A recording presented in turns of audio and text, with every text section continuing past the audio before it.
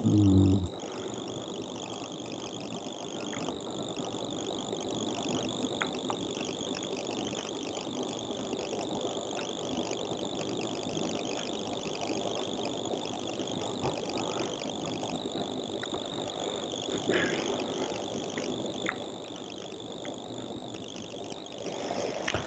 very good morning, everyone.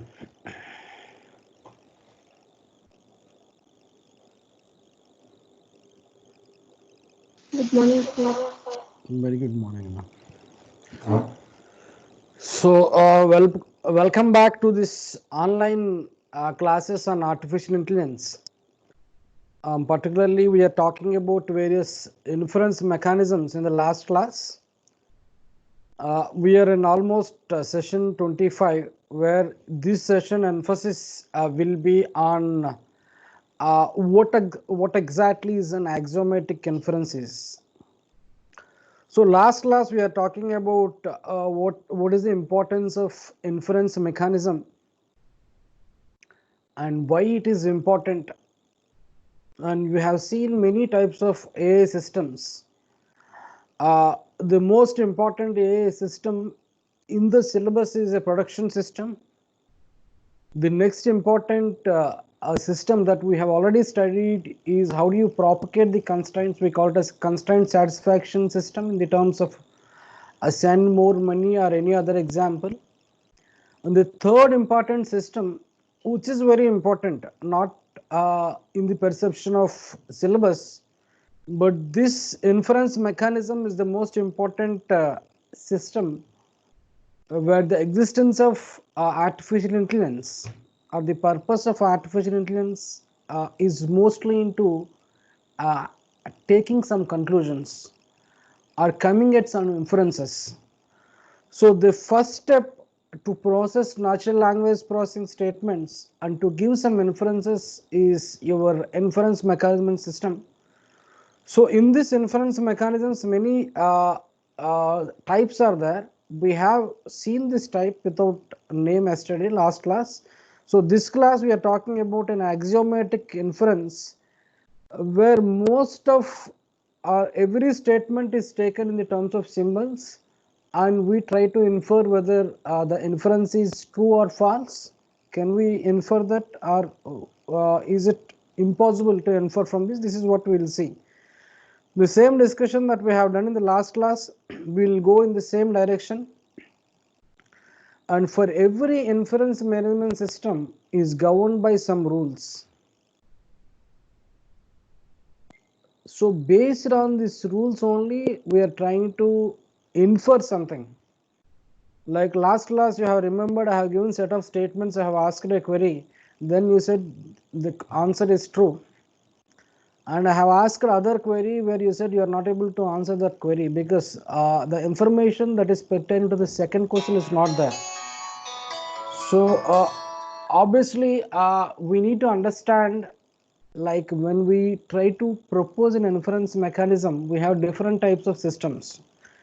One system talks about how do you take symbols and try to provide some conclusions. That is the first system. Second system, what it will do is it will convert this natural language processing statements into symbols. Then it will try to give the inferences. What the second system will do is it will take the natural language processing systems, it will convert the natural language processing systems into set of symbols and then try to infer. The third system is it takes the natural language processing system statements and it will have a semantic check. So based on the meaning of the statements, what it will do is it will try to infer whether the inference that we have asked, the question that is answered, is right or wrong. The first is a basic system that we are talking, like every statement has to be represented in symbols, then try to take some conclusion. The second system is how do you convert natural language processing systems into a set of symbols and try to have a conclusion. The third system is the most important system, like how do you understand the meaning of the paragraph that was given, whether the language is English, or the language is some Telugu or whatever it may be. So you have many systems, and in your fourth unit you will get a concept called as conceptual dependency, where in this conceptual dependency we try to represent the statement in the form of intermediate form where it is independent of language. See, I have a statement with the same meaning whether I utter a statement in the terms of Telugu or English or any other language called Chinese. If all these statements carry the same meaning, so that has to be represented in a single format, that is called as conceptual dependency. So this conceptual dependency will help us to take many inferences. The reason is it is an intermediate representation where I convert something from China to Chinese to some other language. That language is a conceptual dependency. Rama is walking. The same thing if I do this in Telugu also, the representation is same. So whatever language you take, the representation of knowledge is same. So then we can process any other language. That is what the concept of conceptual dependency. So as far as the significance of inference mechanism is concerned, inference mechanism is having highest importance in the regard of how do you develop a AI system, because you have a statement and you have other statement, how these two statements are connected, and you have a third statement, how these three are connected, and what type of inferences that you can take from these three statements by understanding the meaning of the statements is very important. So this class again is a very simple class which talk about axiomatic inference. So axiomatic inference uses set of rules that we have discussed in the last class. The same rules we will discuss again, and we will solve some problems and we will stop. So the question that they will ask you in the external exam is, what is an axiomatic inference? How does it proceeds and how does it try to conclude something, or how does it makes inferences? Then the first thing you have to do is, what type of rules this axiomatic inference will take. These rules you have to write, and then you try to have a set of statements and try to validate whether the inference is right or wrong. In many of the external exams, they will give some statements like this: which of the following inference is valid? They give some set of three statements, and they give in this example they have given three inferences. In these three inferences, which is valid? The same thing, all this I have taken again from your external exams and textbooks, so that you can have this practice. So 5 statements are given, and which of this is valid or this is valid or both of them are valid, you have to write. So the interest of the classes that we will take this particular week and the last class is, how do you validate the inference, whether you take it as a symbol or whether you take it as a statement. This is what the emphasis of the classes are.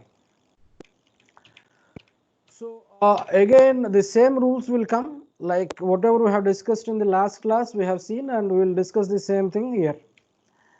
So axiomatic inference will have set of rules that we have seen already, like you have a statement called as P that is valid, you say. You can add any facts, like Q is not there, this is also a fact. You have a statement, you can add in the terms of, you can R any statement in the terms of Q, or you can R also, whatever it may be. So that is a valid. We call that, last time what is that we have done is we call it as addition. All this we have discussed last class and we are doing again. So I have two statements called as P is a statement which is valid, Q is a statement which is valid. You can combine the two statements and call it as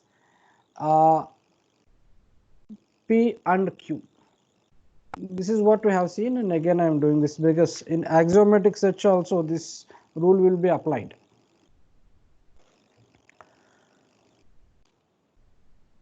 This we can call it as conjunction or whatever it may be.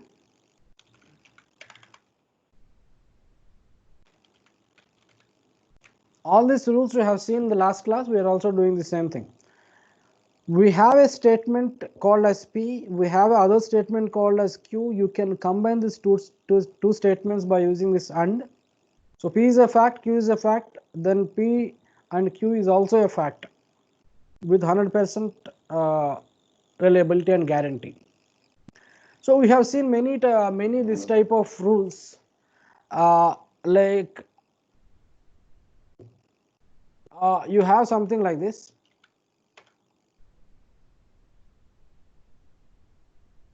P and Q. From this you can take either P or Q. This also you can take, because when two statements are combined with AND, you can take whether P or Q, whatever, because both are facts. So this rule will have a name, but that name can be something like or something like that. But when somebody asks about axiomatic search or axiomatic mechanism or axiomatic inference, you have to write all these rules. And most of the people know this, like P implies Q and you have a P. So you have something called as P implies Q and Q, this you have an inference called as Q. So you will have some names like modus tollens or modus pollens and whatever it may be. You can write this is modus. Just try to find whether this spelling is right or not. Modus ponens or something like this. So when people try to ask about axiomatic search or axiomatic system or axiomatic inference, you have to write all the rules that axiomatic system will process, because you have other system where semantic tableau, where it cannot process all these R's and N's. So every system will follow some rules. You need to write all these rules. Like last class, if you remember, I have also written then you take something called as a negation of Q. The inference you get from this 2 is negation of P. This is modus ponens, means this is modus tollens or something like this. Modus. Just find out whether the spellings are right or wrong, but my interest is when you have two statements like this, you have to get this inference. That most of the people know this, because this is already you have done in your discrete mathematics. So you have something called as P2Q and you have something called as Q2R. Then you have a summary called as P2R. This is what you already know, because when the two statements are there, you can get these three statements as an inference. You can use these rules, like when people try to ask about what exactly is axiomatic inference, you have to write about all the rules, then you try to solve the problems.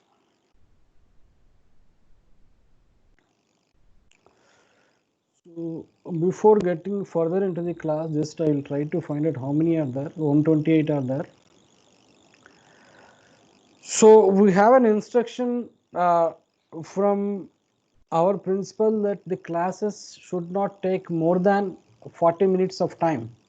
So the allocated time is for 40 minutes, and we have to take, or we have to restrict our discussion to 40 minutes. That's what I will practice from today. And other surprising thing I observed is the number of assignments that I have received are in between 65 to 70.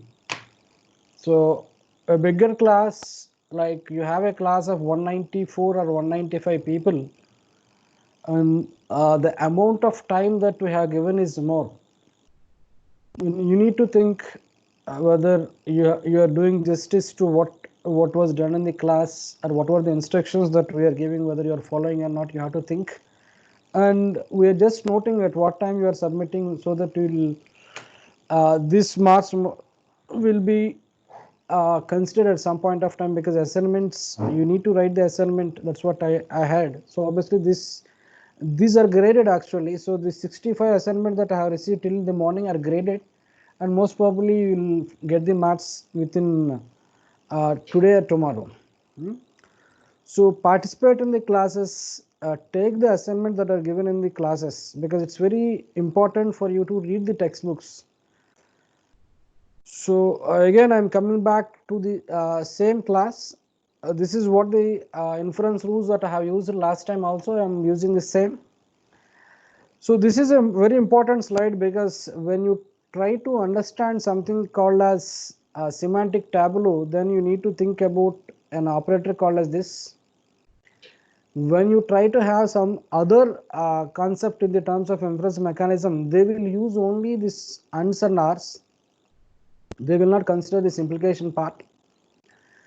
So axiomatic search is a search where it will consider all the rules. That is the reason we have to write all the rules. Then we try to answer these queries. So the first rule, again I am discussing, we have done all this. When the P itself is a fact, then you can add any number of facts in the terms of R, so that the truth of that PRQ will not change. So this is very important, because sometimes they will ask whether the inference is valid or not. If P is true, PRQ is also true. So the second rule is very important. You have two statements which are facts, then you combine the two statements by using and, that is also a fact. So simplification apart, this is just reverse, like you have two statements which are doing right. So obviously you can take either P or Q here, that can be called as simplification. So modus ponens, P implies Q, P, then the fact is Q. P implies Q and negation of Q is there, then it is negation of P. This is modus tollens that we have seen in the earlier class. This is also the same implication or replication of the next class. So P or Q or negation of P, you just combine all of them by using R, so you'll get Q. Most of the time P to Q, Q to R, P, you'll get P to R. This is what we have seen. There is no need to remember 8 and 9, because 8 and 9 are the consequence of all these 7 rules. So you'll get, if you use that 1 to 7, you'll get that 8 and 9. So there is no need that you have to write this 8 and 9 rules. There is no need to remember also. So 1 to 7 rules you have to write when you are talking about axiomatic inference. Axiomatic inference is a global inferencing mechanism that we have already studied in discrete mathematics to address various problems, where this inference management takes to have a statement like this and try to infer this. So we'll see the questions and we'll stop axiomatic inference today itself. So tomorrow we'll take some other mechanism where we try to infer something. So the example one I have taken from your textbook. It's very easy. Like the question is very simple. Which of the following inferences or inference is valid? 3 inferences they have given, whether negation of S is valid or S is valid, negation of S R is valid. In these 3, what is valid and what is not valid? So can somebody tell me what type of inferences you can get from these two?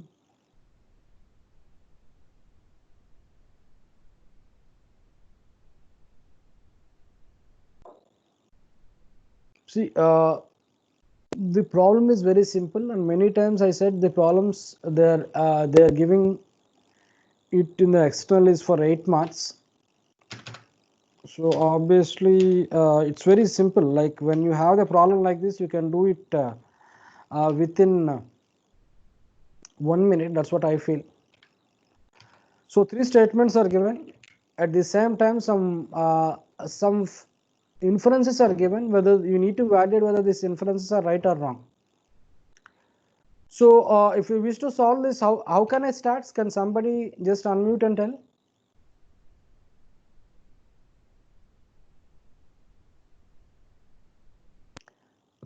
P and Q.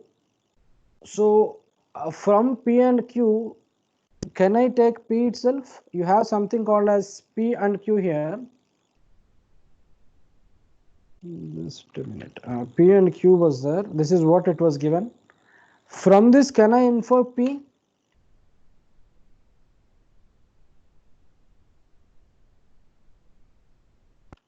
Is it right? Yes, sir. Yes. From P and Q, you can infer P. The reason is you have a rule like this. Two statements are right, connected by and. So obviously you can take P or Q. So I have taken P. For what reason? Rule 3.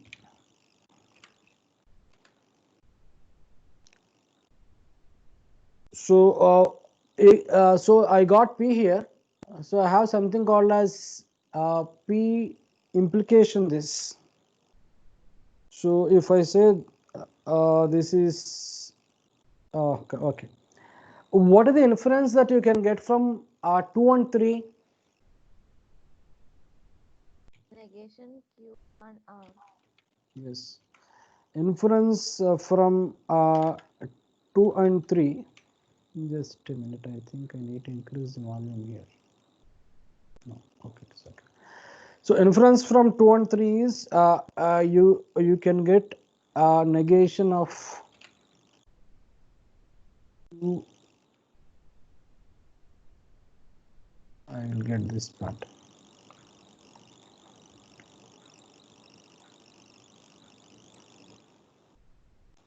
So what is the rule that I have applied here?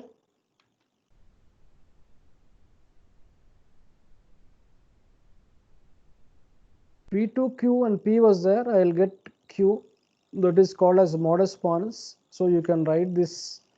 We got in the terms of rule 4. It is rule 4. So what can be the next step?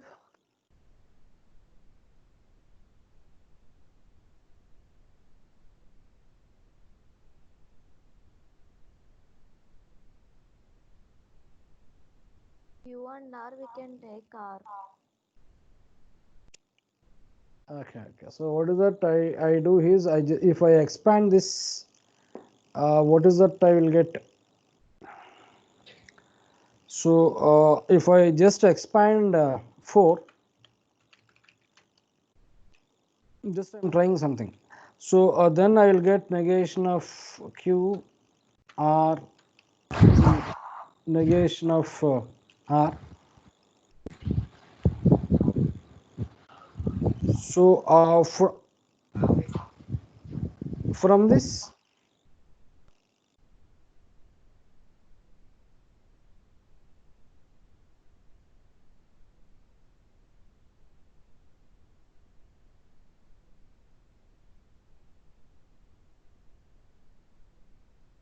what should I get here?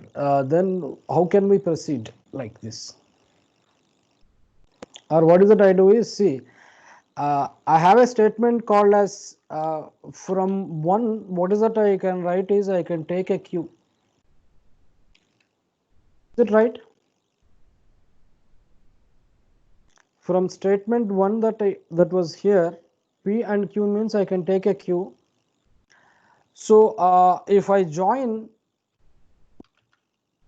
5 and 6, what is that I can get is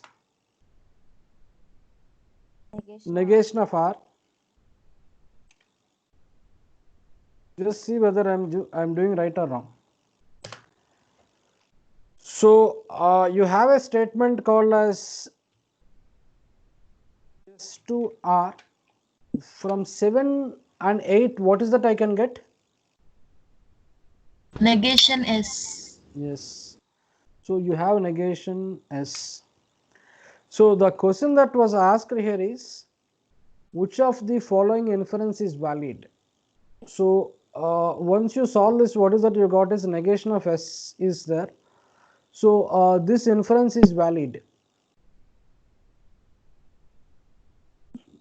So this is valid. When negation of S is valid, S is an invalid inference. What about the next one?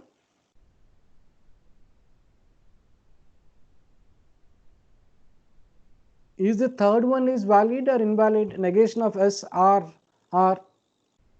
Is this valid or invalid? See, if you see the inference rules, you have a statement called as P that is valid. When P is valid, you are something, whether it is a Q or R, this is also valid. So now negation of S R is valid or invalid? Valid, sir. It is valid because you have a rule. One says that because negation of S is valid, negation of S R, this R is also valid. So in these three inferences, two are right. So this is what I have taken from your exercise of textbook. Next one is from your old question papers, which was given for 8 marks. This is a simple question when most of the people can answer now. This is a simple question where straight away you can answer. What can be the answer for this?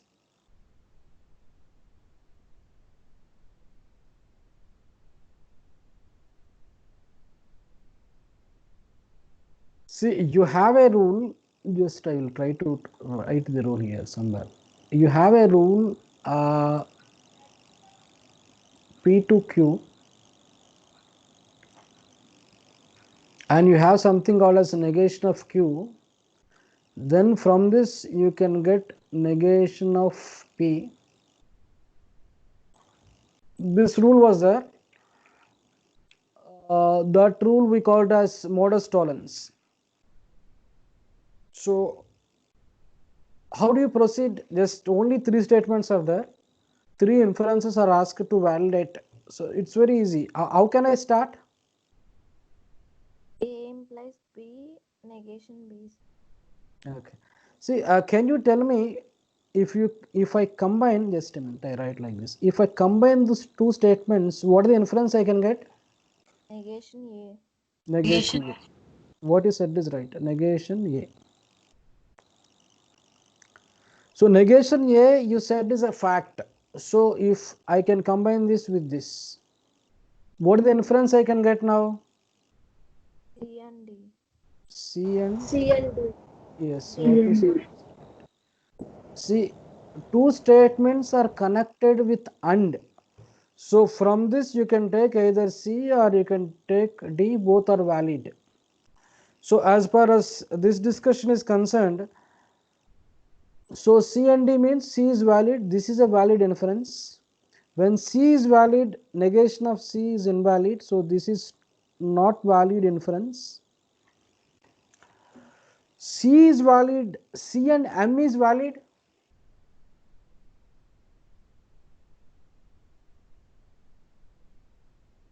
I am talking about this now. C is valid, C and M is valid.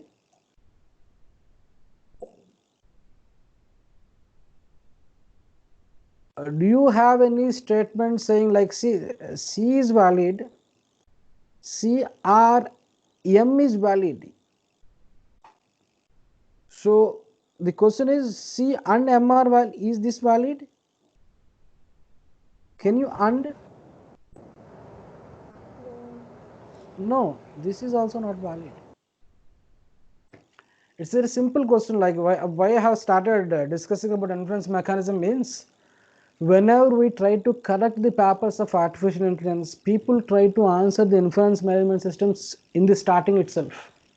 Because these questions, two questions will be given for 8 and 8 marks, and at most you will take 2 to 3 minutes to solve these two questions, and straight away you can get 16 out of 16. And this logic will be used at some point of time. That point we call it as resolution management, where that is a very important algorithm for people who are aspiring for research also.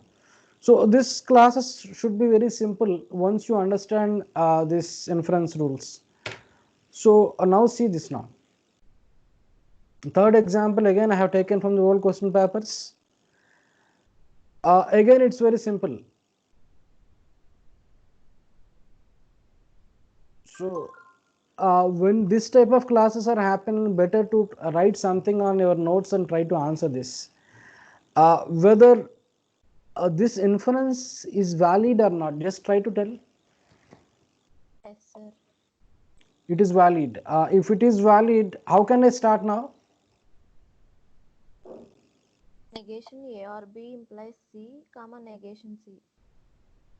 See, are you trying to see what statements you have taken? This is 1, this is 2, this is 3. Then how do you start? 1, comma 3, sir.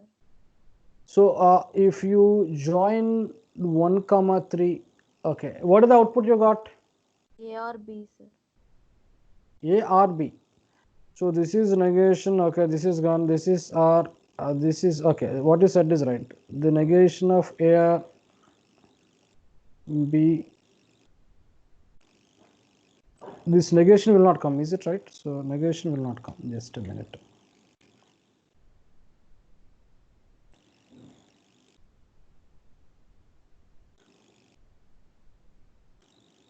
This will come.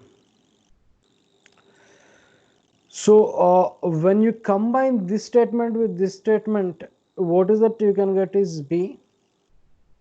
Once you got B, the meaning is you can R anything, that is yes. So this is a valid fact.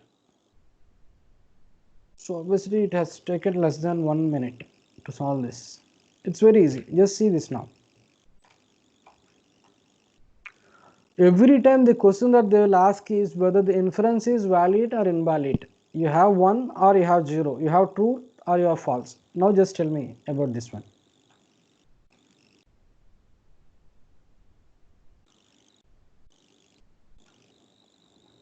So you need to understand here, whenever there is something called as R here, you need to find out M was not in your statements. In these statements, M is not there. So what is that you need to do is you need to get an inference called as T. The same thing you could see here. You observe these 3 statements, S was not there. So the intention of them is you need to get an inference called as B. Once you got B, obviously S will be there. The same thing here. M is not in any one of the 4 statements. So obviously what is your interest is you need to get something called as T. You see the 4 statements, is there any chance to get the T? If you get the T, obviously this TVM is true. If you are not able to get the T, the meaning is the inference is not valid. Just try to have it done.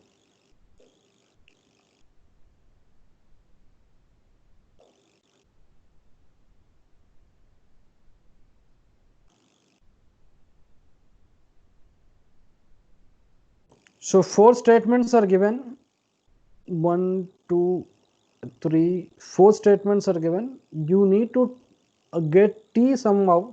So is there any chance to get the T or not? Just try to have some combinations and try to find out whether you get it a T or not.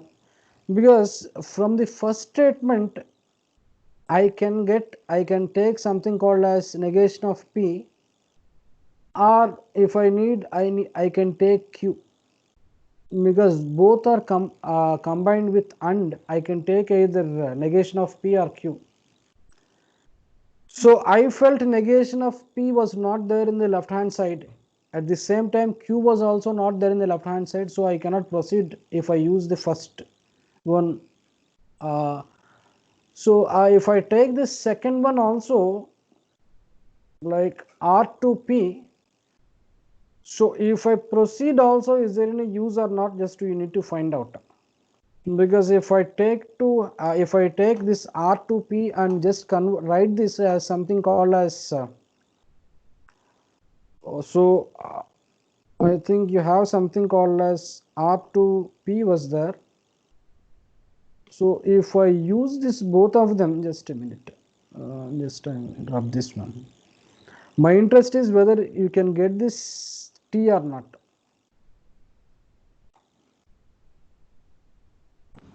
Sir, from first statement, we can take negation P, no, sir.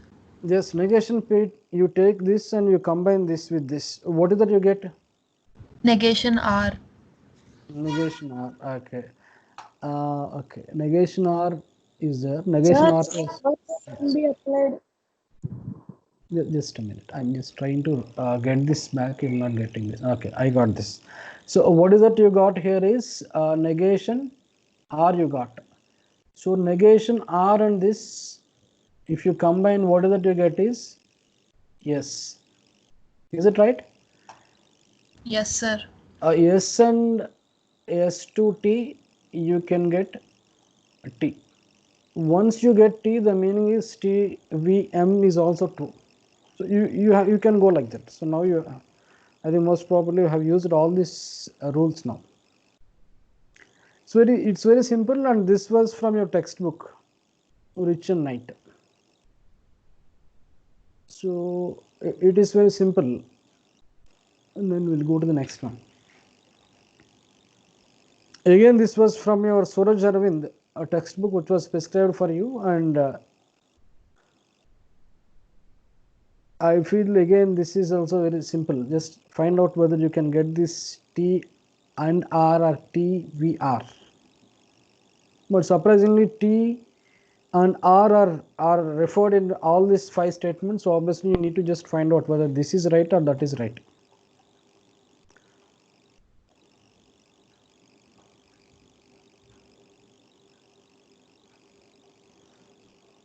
It's very easy. From these 2 statements, in these 2 statements, I am getting something called as yes here.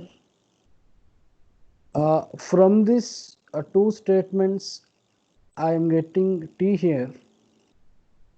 So once you get T, the meaning is T, V, R, this is true. But you just find out whether this is also true or not in the context of this problem. T and R. Negation of R is there. I think this is not true now. Is it right? Just try to have it. Yes, sir. So obviously T we got because I have not used all this knowledge. So what is that we call in inference mechanism is I have 1 statement, 2, 3, 4, 5 statements are there. I have not used these 2 statements. I have used only last 3 to get this T. And once I got T, I said this is a valid inference, but just I'm referring to the earlier, can I use this 2 to get whether this is valid or not? But T is not here, obviously you cannot validate. So this is obviously is a not is an invalid inference. So in inference management system, sometimes what will happen is once you use this rule, you cannot use these rules again. But many of the inference management systems, what they do is once you use the tool, you can use this rule as many times as required until unless you get a fact. So again, this is a very simple problem. Just find out whether this Q and S can be obtained or not. So again, I am saying that S is odd man out here. The reason is S was not located in any of these 3 statements.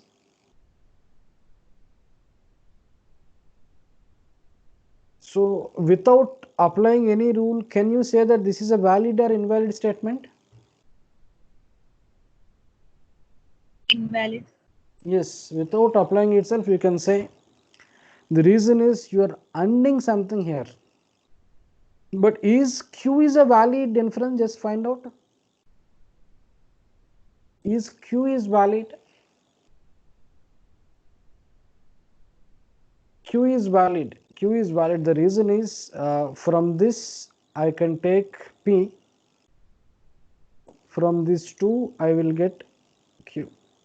So Q is valid and Q and S is not valid because S is odd man out, S was not there inside. So obviously whenever you AND something which was not known is not valid. But QRS is valid. You can write something called as QRS can be valid, but it was not given. So this is what some people has to answer now. This is very important because this statement will have a connection to the next class that we take in the tomorrow's morning. See, what does inference mechanism systems do is they will have some statements like this. They give some statements and we will ask to infer something. And the second mechanism, what they do is they give some statements. Rama is a boy. You need to represent that statement in the terms of symbols. Then we try to have. See, a dog has bitten some person. Every dog has bitten that person. Every dog in the town has bitten everyone. So my statement said a dog has bitten a person, so that is there is no quantifiers there. Second statement I said every dog in the city has bitten every person in that city, or all the dogs has bitten a person called as Rama. So there is an existential quantifier that we need to deploy. So in the next classes, what is that we do is we take some statements, we represent the statements in the terms of symbols, and then we need to infer. The last time, what is that we have to do is we have to process the statements in the terms of syntax. Then we need to process the statements in the terms of semantics without using the symbols or without using this and or gates. What is that you have to do is you have to get some conclusions. So that is what the third method is. Three methods are there. The last method is very important, and what is that we are going to do in the next class is very simple. But what is that we do is we take a statement in English, convert that statement into symbols, then we try to infer the things. This is what we have to do in the next classes. So this class is simple, like it is a replica of what we have done in the earlier class. Like we spoke about all the rules, we spoke about how can we apply the rules. So if somebody asks me what exactly is an axiomatic inference mechanism, I have to say these rules are to be followed. These 7 rules or 6 rules, whatever you write, you can write these rules, and then you need to give these examples, because many times they will give the problems and you are asked to validate whether these inferences are valid or not. So I feel these classes are very simple because these classes basic structure was started when you are in discrete mathematics, and now tomorrow onwards there will be a change in which you try to have these inferences. I'm just trying to find out how many are there. So I said 161 students are there. They, as per the today is concerned, the attendance is nice, but you need to submit the assignments at the earliest that I said by today's evening. That's what my request is. And as per the feedback that was received from the students, we are restricting and to the class exactly by 40 minutes. We are not extending the discussions.